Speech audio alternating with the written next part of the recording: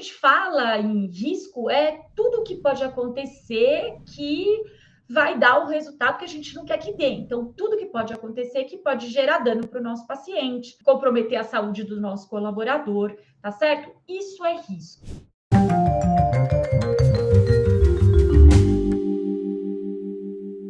Quando a gente fala de gerenciar risco, a gente não fala só de gerenciar risco assistencial. Então, eu não estou falando só daquele risco de queda, de flebite, de extubação acidental. Eu posso falar de risco financeiro, porque o hospital pode perder suas condições de financiamento. Eu posso falar de risco de imagem. A gente viu aí recentemente uma ocorrência importante em relação à imagem de uma operadora de saúde. Tudo isso é gerenciar risco, é o que pode dar errado, né? O que pode acontecer e que eu preciso me preparar para evitar que isso aconteça, ou então, quando isso acontecer, eu possa atuar para que os danos sejam os menores possíveis. Agora, quando a gente está falando do núcleo de segurança, e quando a gente está falando de segurança do paciente, a gente está olhando prioritariamente para riscos assistenciais. E aí, o núcleo em si, ele não é responsável pelo gerenciamento de riscos de toda a organização, que é uma empresa, né? Pública ou privada, aquela organização de saúde, ela é uma empresa. O foco do núcleo de segurança vai ser sempre os riscos assistenciais, tá certo? E aí é importante a gente entender por que eu quero saber o que pode dar errado na organização e o que vem dando errado dentro da assistência na organização, para construir barreiras de segurança que sejam mais fortes. Então, para eu ter lá as minhas fatias do queijo suíço cada vez com menos buracos, né? E mais barreiras de segurança.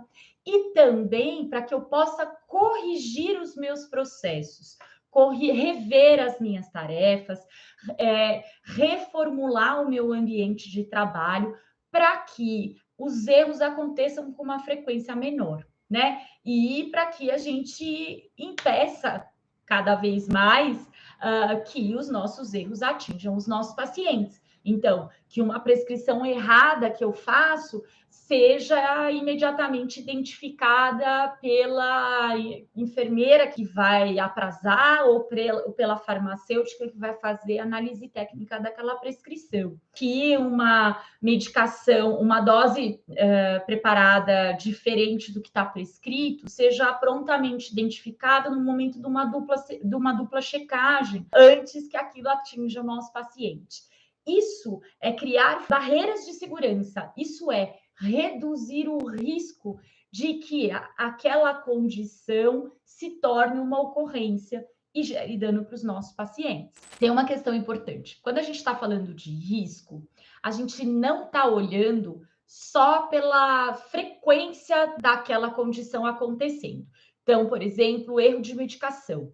Quando eu estou falando do risco de erro de medicação, eu não olho só para o número de vezes em que o erro de medicação aconteceu, mas eu também olho para o impacto que o erro de medicação gera nos pacientes. E isso vai fazer diferença. Então, o que a gente precisa entender? Que a gente não olha só para a frequência, a gente olha também para o impacto que é gerado.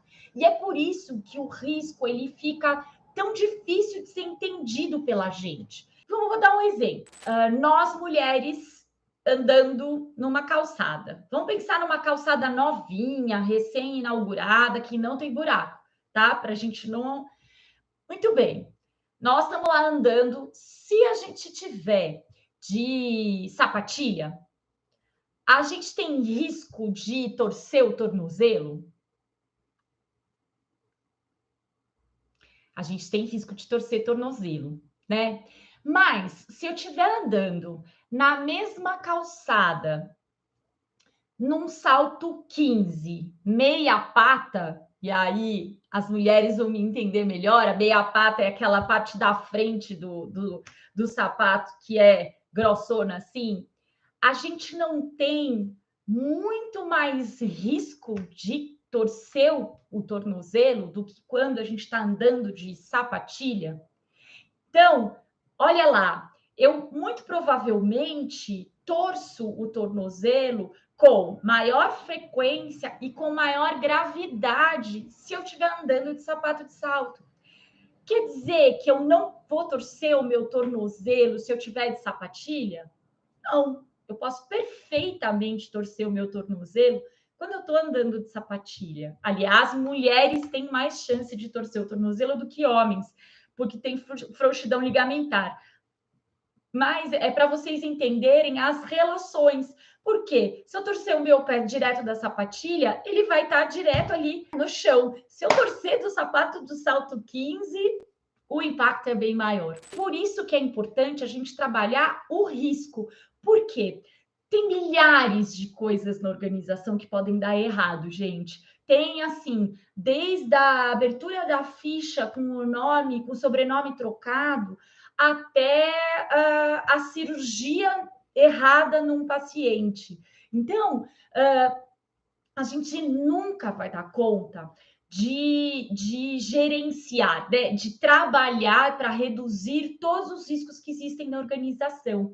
Então, a gente precisa escolher quais são os riscos que a gente vai trabalhar primeiro. E todas as vezes a gente vai voltando nisso, né?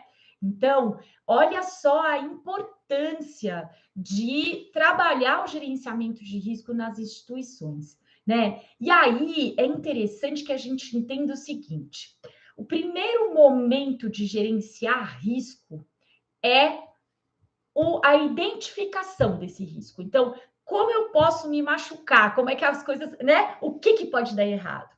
O segundo momento é a gente avaliar se eu vou tolerar esse risco. Então, quer dizer, eu não vou fazer nada com ele, ele existe, ele está ali, mas eu vou aguentar ele, né? A chance dele acontecer é raríssima, o impacto dele é baixo, eu vou tolerar esse risco, tá certo? Um outro ponto é se eu consigo eliminar aquele risco. Então, eu consigo trabalhar para que aquele risco não aconteça mais. E o outro ponto é reduzir o risco, que é o que a gente consegue fazer na maioria das vezes dentro da assistência à saúde. Eliminar o risco seria, por exemplo, eu tenho o risco de pneumonia relacionada à ventilação mecânica.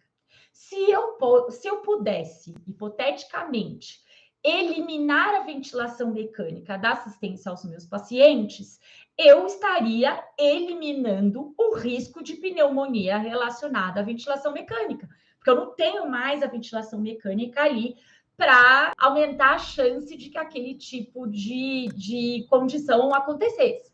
Agora, a gente consegue tirar o ventilador mecânico da nossa assistência? Não. Então, o que acontece? Eu vou trabalhar uma série de barreiras de segurança, eu vou rever o meu processo de trabalho para que a incidência, né, a ocorrência de infecções, de pneumonias relacionadas à ventilação mecânica seja o menor possível. Por quê? Porque eu não consigo eliminar esse risco. Faz sentido isso? É importante que a gente pense na prática, porque ficar só na teoria não vai ajudar vocês.